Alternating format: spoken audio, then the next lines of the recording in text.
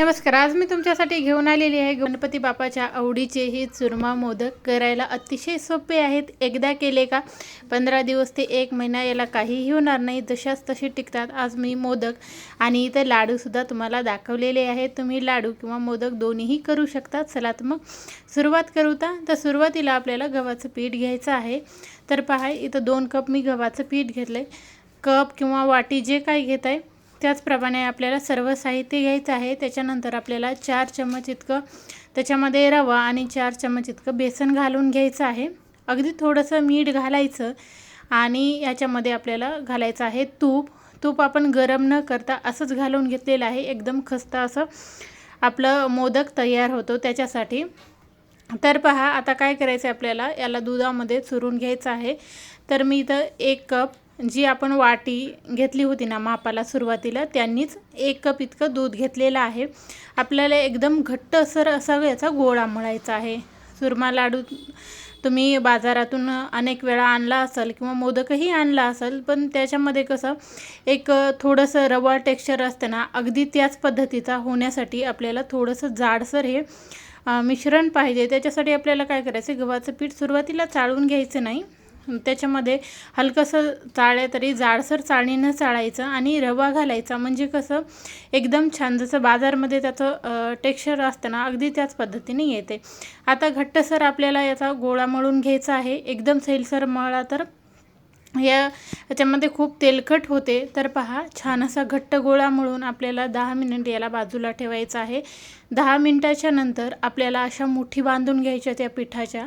तर पहा, या पद्धतीने एकदम गच्च अशा मुठी बांधून घ्यायच्या आहेत. तळते वेळेस की नाही एकदम छान अशा क्रिस्पी ह्या तळल्या जातील वरून.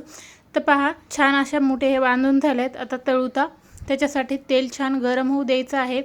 तेल सुरुवातीला कडकडीत गरम झालं की आपल्याला मंद आचेवर ठेवायचं नाही. म्हणजे कसं एकदम हाय हीटवर सुद्धा ठेवायचं नाही आणि लो हीटवर ठेवायचं नाही. साधारण मध्यम आचेवर आपल्याला गॅस ठेवायचा आहे आणि याला तळून घ्यायचं आहे. सुरुवातीला टाकते वेळेस तेल आपल्याला गरम करायचं आहे. छान कडकडीत गरम पाहिजेत.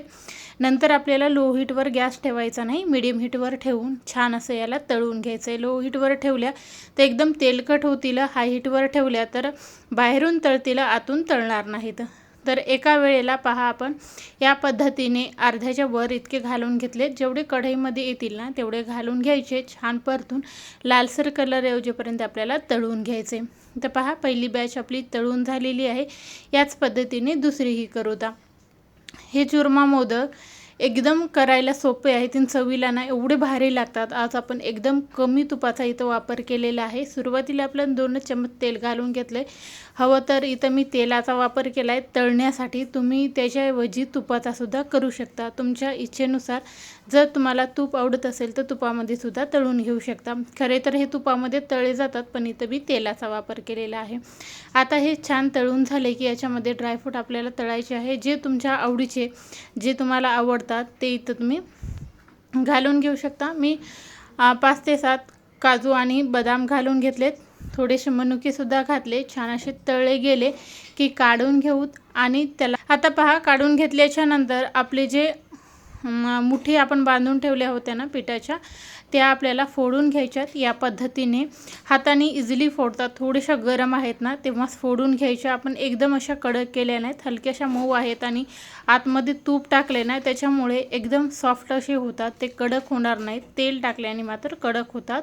त्याच्यामुळे सुरुवातीला आपलं तूप टाकून घेतलेलं आहे. आता रवाळ आपल्याला दळून घ्यायचं आहे. एकदम बारीक त्याचं पीठ करायचं नाही, थोडंसं रवाळ ठेवायचं आहे. पहा, या पद्धतीचे सर्वही आपले दोन्हीही मिक्सरच्या भांड्यामध्ये काढून झालेत. 2 बॅचमध्ये मी काढलेले आहेत. आता त्याच्यामध्ये आपल्याला सुका मेवा घालून घ्यायचा आहे, जे आपण सुरुवातीला तळून ठेवला ते.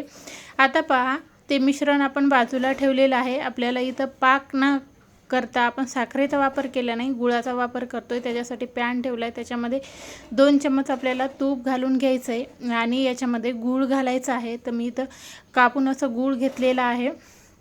तुम्ही किसून घेतल्या तरीही चालेल. गूळ आपल्याला तुमच्या इच्छेनुसार कमी जास्त करू शकता. मी तर 1.5 कप घेतलेला आहे.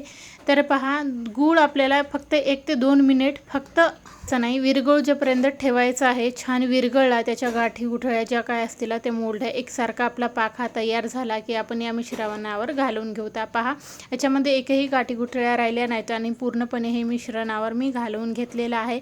आता गरम आहे तेव्हा आपल्याला काय करायचं, छान असं हलवून घ्यायचं. थोडंसं थंड झालं की हाताने हलवून घेऊ.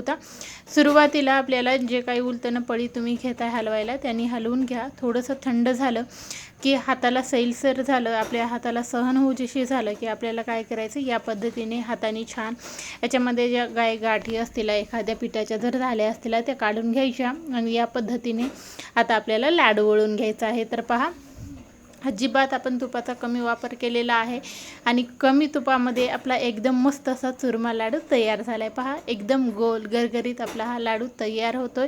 असाच ठेवला ना तर महिनाभर टिकेल. तर पहा, आता आपण एक लाडू तयार करून घेतला आहे, पण खास करून आपल्याला मोदक करायचे आहेत. त्याच्यासाठी मी एक साचा घेतला आहे. साच्याला दोन्ही भागाला छान अशा आपल्याला तूप लावून घ्यायचं आहे. सुरुवातीलाच लावायचं, जास्त वेळेस लावायचं नाही, सुरुवातीला लावून या पद्धतीने आपल्याला हे मोदक तयार करून घ्यायचे आहेत. आता हा साच्यामध्ये थोडासा लहान आहे, त्याच्यामध्ये 25 मोदक झालेले आहेत आणि 6 लाडू झालेले आहेत. या पद्धतीने केल्या तर तुमचे थोडासा साचा जर मोठा असेल तर 21 मोदक हे योग्य प्रमाणात होतात. या पद्धतीने केल्या तर थोडे जास्तच होतात. तर पहा, एकदम गोल आपला हा छान असा सुबक मोदक तयार झालेला आहे. याच पद्धतीने आपल्याला सर्वही करून घ्यायचे आहेत. आता सुरुवातीला आपण दोन्ही साच्यामध्ये घालून केलेला आहे. आता या पद्धतीने करू तर जो मोदकाचा साचा आहे तो आपल्याला या पद्धतीने उलटा करून घ्यायचा आहे आणि बोटाने का छान आतमध्ये ठेचायचं आहे. म्हणजे कसं एकदम छान जे साच्याला आपल्या डिझाईन वगैरे आहे ना तो एकदम छान त्याची उमटल्या जाते या पद्धतीने. आणि आता आपल्याला काय करायचं आहे पहा, तुम्हाला काढून दाखवते. ते एकदम परफेक्ट आपला मोदक तयार झाला आहे. तर या पद्धतीने आपण सर्वही करून घेऊ.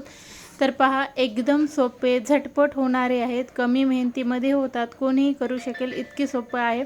चाचणी घेण्याची गरज नाही, 1 महिना आरामानेही टिकतील. तर पहा, गणपती बाप्पाच्या आवडीचे आपले मोदक तयार झालेले आहेत. या पद्धतीचे नक्की करून पहा. व्हिडिओ आवडला असेल तर लाईक करायला विसरू नका. त्याचबरोबर चॅनलला सबस्क्राईब देखील करा. पुन्हा भेटूता अशाच एका नवीन व्हिडिओमध्ये. धन्यवाद.